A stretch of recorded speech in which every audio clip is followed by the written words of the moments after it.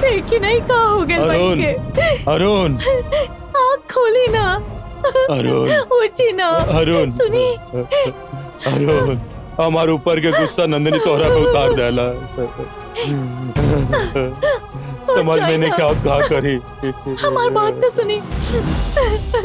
अरुण, उठी ना। अरुण, अरुण। ये सब उस काल चक्र की वजह से भइल बा। हम लोगों के पहले भी कहले रहनी ना कि काल चक्र वापस लौटा नहीं।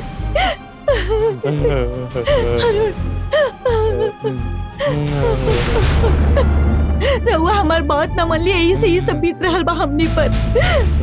काल चक्र वापस कर दे पैसा झूठा वादा कहीं नहीं रहुआ हमसे, लेकिन ओकरा वजह से इनकर जान पर बना गई। यदि इनका के कुछ हो गए ना तो हम जिंदा ना रह।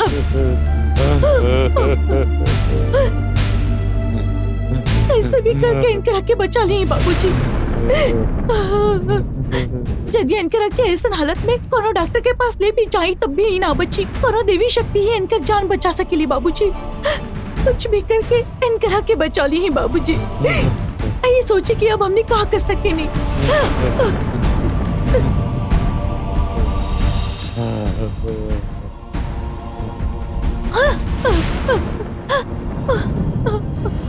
सिर्फ काल चक्र में ही ताकत बा जौना से नंदिनी के जहर मिट सकेला।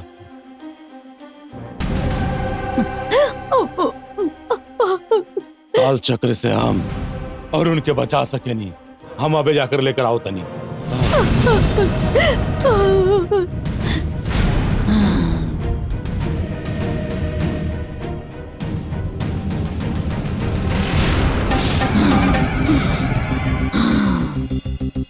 तो के बचावे खातिर उरा शेखर काल चक्र लावे गईल बा। उ आवे के बाद ओकरा के मार के हम काल चक्र हासिल कर ले। बचल 2 काल चक्र माता के चरणन में अर्पण करके हमार फर्ज पूरा करब।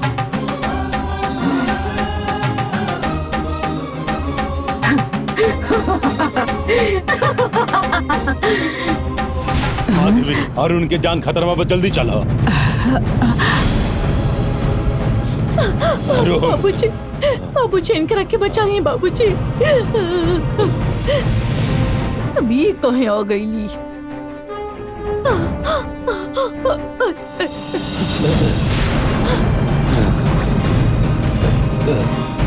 ई भैरवी बिया ऐसा उनके रात के लागत रहे। अगर ये भैरवी होगा तो इतना आसानी से नंदिनी के हाथ ना लगता। कौनो भी तरीका से ई खुद के बचा ले होगी। ई तड़प रहल बिया, एकर मतलब ई भैरवी नहीं की अरुण ही है। एकरा डस ले हम, मतलब नंदिनी काल चक्र लेवे खातिर बहुत ज्यादा गुस्सा हो गई बिया।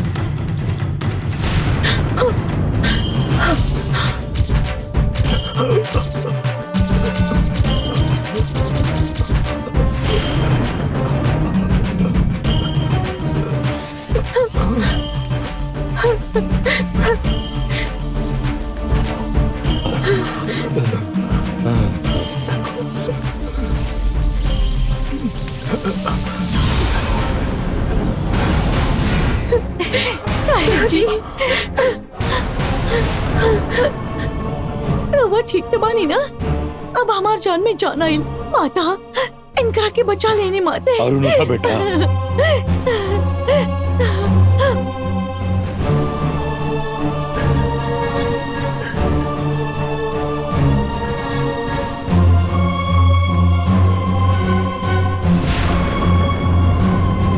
काल चक्र पाए खातिर तू इतना उतावला होखत रहला। तहार शरीर में फैलल नंदिनी के जहर काल चक्र के वजह से ही निकलल हा और तू बच गईल बड़ा। ई काल चक्र हमनी नंदिनी से बचे खातिर अपना पास रखले बनी। अब तो ई बात तहरा अच्छा से समझ में आ गई ना।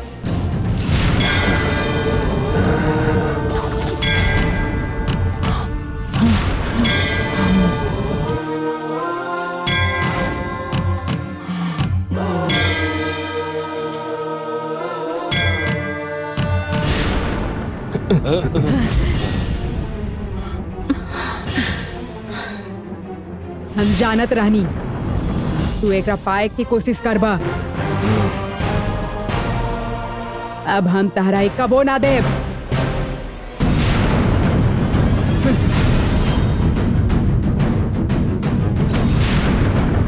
काल चक्र अब माधवी के हाथ में बा। कहो करी हम।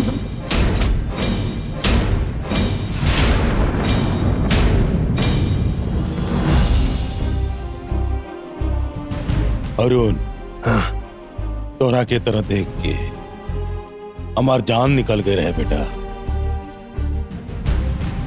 आज तो हर जान जा सकत रहे, लेकिन तू बच गईला। अब हमके अच्छा लागत बा। अरुण,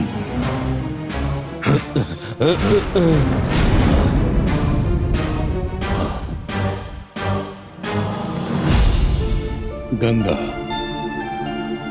अरुण हमसे अभी भी नाराज बा। ओकर नाराज होखल भी सही बा। नंदिनी के वजह से आयल मुसीबत काल चक्र के मदद से दूर कईनी। अब आगे और कोनो मुसीबत ना आवे, ओकर जिम्मेदारी अब तोहार बा।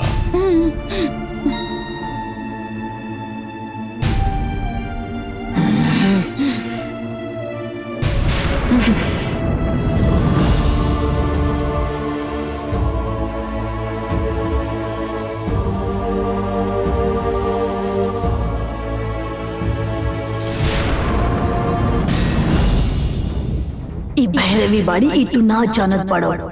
ऐसे ऐसे बोलत पड़ो। एके बचा भी लेनी ता हमके का फायदा। यदि मर भी गई होती ता हमके कोनो नुकसान ना रहत। हमके तो सिर्फ काल चक्र चाहिए। अब ऊ माधवी के हाथ में बा।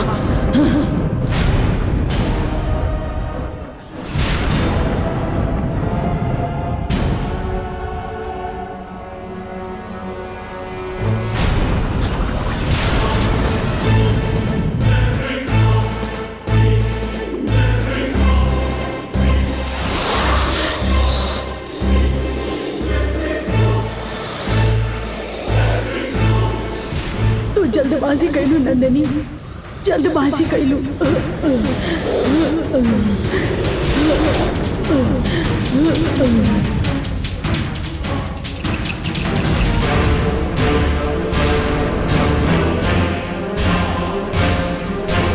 ऐसा काहे देख रहा है बानी? कुछ ना करना।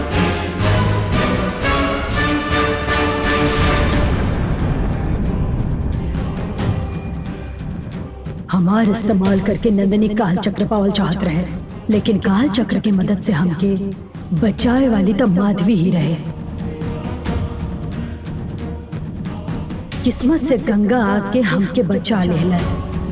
ओ वक्त नंदिनी कहाँ गई रहे? का जाने के चाहता नहीं कि जब ये सब होखत रहे तो नंदिनी कहाँ रहे, ये ना?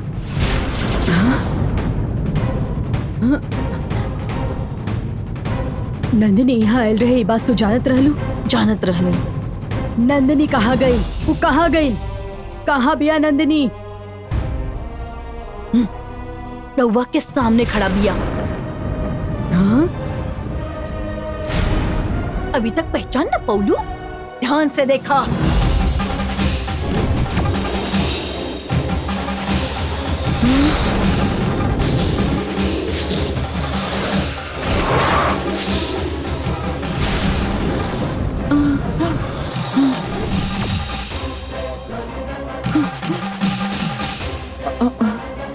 तू अरुण के कैद कर ले बाड़ू और अरुण बन के यहाँ आईलू।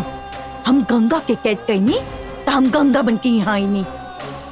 हम नंदिनी बानी तू ना पहचान पैलू और तू जबरदस्ती काल चक्र पावे के चाहत रहलू। तोहरा यहाँ रहे से हमके ही फायदा रहे, यही से तोहरा खिलाफ जाके हम ऐसा कुछ ना कहनी।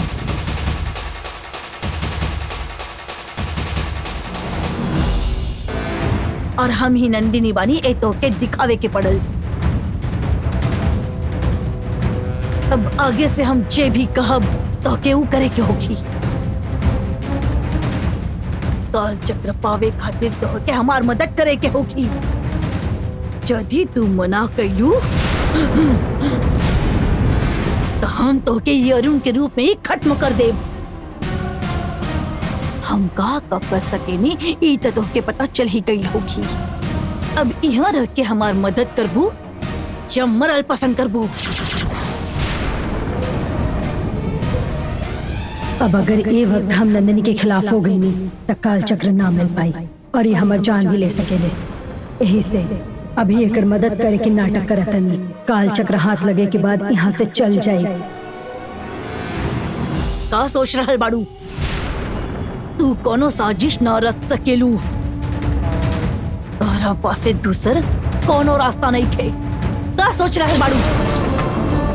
हमके मंजूर बा नंदिनी, तू जैसन काबू हम बिल्कुल वैसे ही करब। यदि तू हमार हर बात मनबू तो हम तोहके कुछ भी ना करब।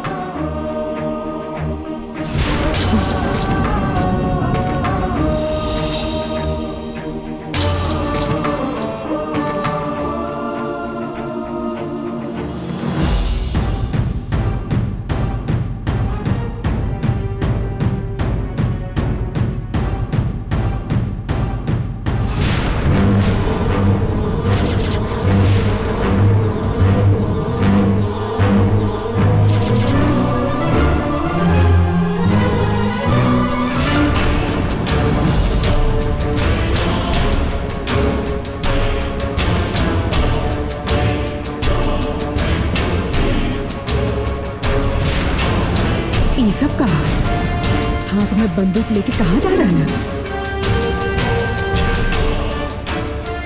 राजशेखर रुका।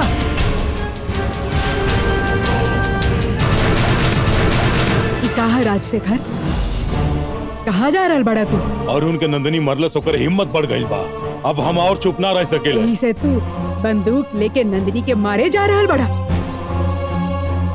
नंदनी के बंदूक से ना मार सकेले ही हमके पता बा। यही से हम अपन आदमियन के मुनियप्पा के गोदाम से उठा के लियाओ खातिर काले पानी। ओकरा के मारे के बाद नंदनी के पता चली कि तकलीफ का हो खेला। जल्दबाजी मत करा। नंदिनी महल के आसपास आज जात रहेली, बाकी वो ना तोके ना हमके कोनो भी नुकसान ना पहुँचले दिया। ओकरा खाली हमनी से वो काल चक्र चाहिए। जब तक वो हमनी के पास सुरक्षित है तब तक वो हमनी के कुछ ना करी, और उनके कुछ ना होखी ओकर जिम्मेदारी हमार है। वो नंदिनी के इतना हिम्मत हमार जान से भी बढ़कर अरुण के डस लहला। काल चक्र हमरी के पास रहे ऐसे अरुण बच गई, न तो पता ना का होखी। हम तहर बात समझ सके नहीं, बाकी जे तू अभी करे जा रहल बड़ा नंदिनी के गुस्सा और बढ़ जाई। फिर वो अरुण या घर के बाकी लोगन के कुछ कैली तो हमनी का करा? यही से कह रहल बानी शांत रहा, नंदिनी के हम देख ले। माधवी तू हमके कितना भी समझाला हम माने वाला नहीं थी। समझ गई तू? नंदिनी का हम देखता नहीं।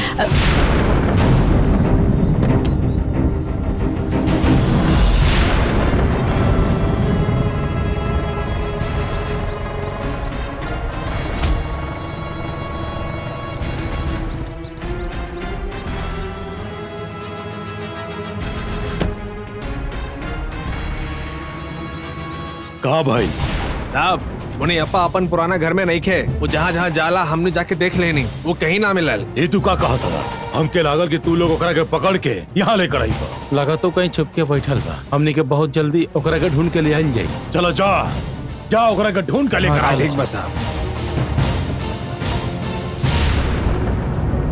राजशेखर, कम से कम अब तक हमार बात मान ल, तनी सब्र करा। नंदिनी और भैरवी के हम अच्छा सबक सिखाए।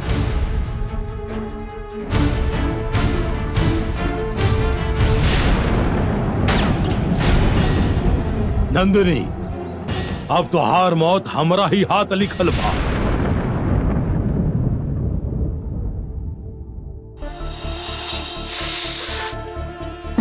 का हो गई? ये गंगा सर पे हाथ रख कर काहे बैठल बाड़ी?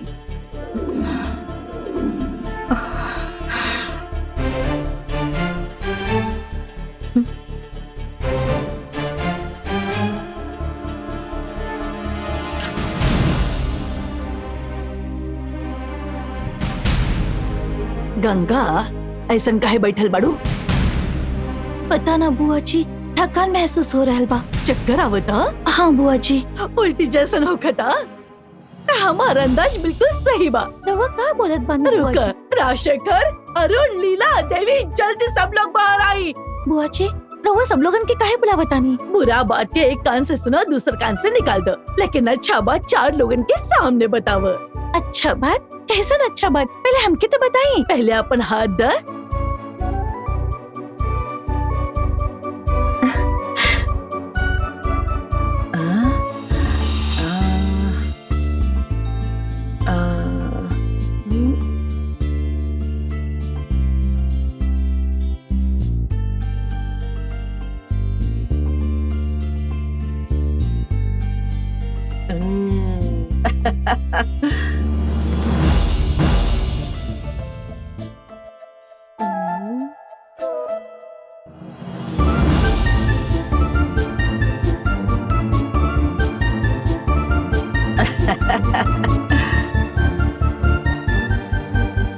कंफर्म तुम माँ बने वाला बाड़ू।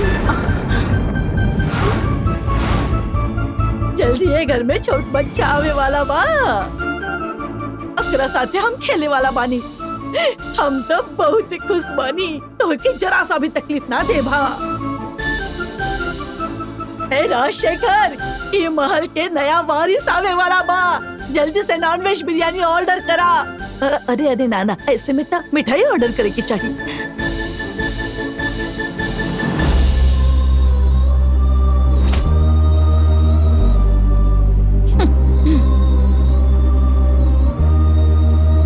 एक औरत खातिर माँ बने के सुख सबसे बढ़कर बा। गंगा जब माँ बन जाई तो हमके सबसे ज्यादा खुशी होगी। जल्दी गंगा के बच्चा हो जाए के चाहिए।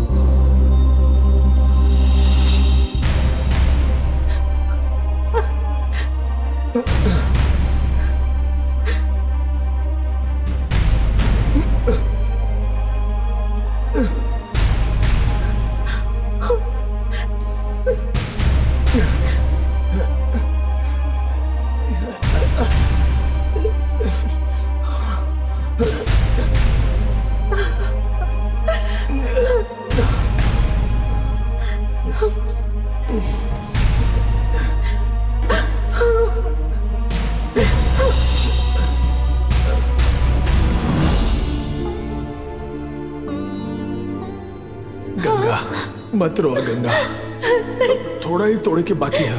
हम अभी तोड़ देता नहीं, ठीक बा?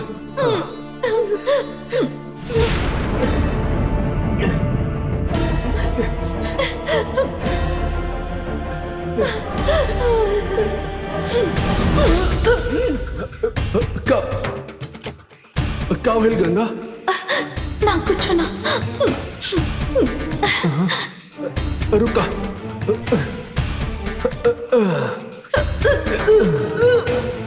गंगा, गंगा, गंगा तरह के उल्टी काहे होता? का भइल गंगा?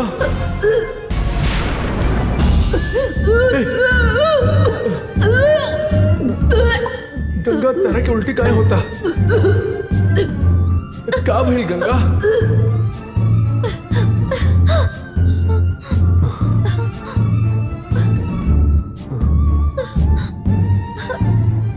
गंगा,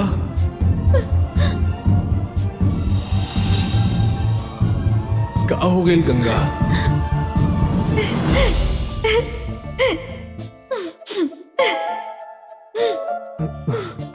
तू हंसत काहे बाड़ू गंगा? ऐसा काहे देखत बानी?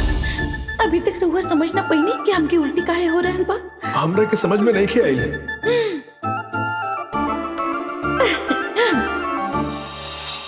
रहुआ पापा बने वाला बानी। पिताजी,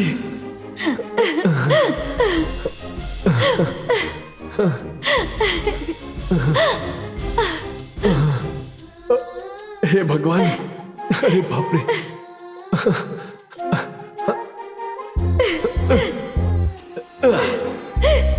गंगा, गंगा, अगर हमने महल में होती तो ये बात से सब लोग कितना खुश होते ना। गंगा, ये वक्त तारा के खुश रहे के चाहिए, लेकिन तारा के ऐसे देख के हमके बहुत तकलीफ होता गंगा। रउआ फिक्र मत करी, ऐसन खुशी के मौका पे रउआ मत रोई। हम जैसन भी बानी ए वक्त हम रउआ साथे बानी, ई बात की खुशी बा हमके, हमरा खातिर इतना ही काफी बा।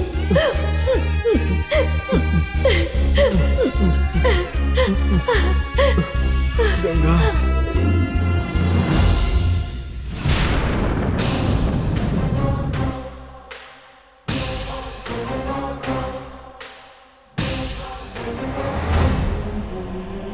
जब से आइल बनी तब से काल चक्र ढूंढत तानी, लेकिन मिल न रहल बा। वो हमरा सामने होते भी हम ओकरा के हासिल न कर पाइनी। राजशेखर काल चक्र ऐसा कौन सा जगह पर छुपा के रख ले होगी, उसे वो बाहर निकाले खातिर का करे के होगी।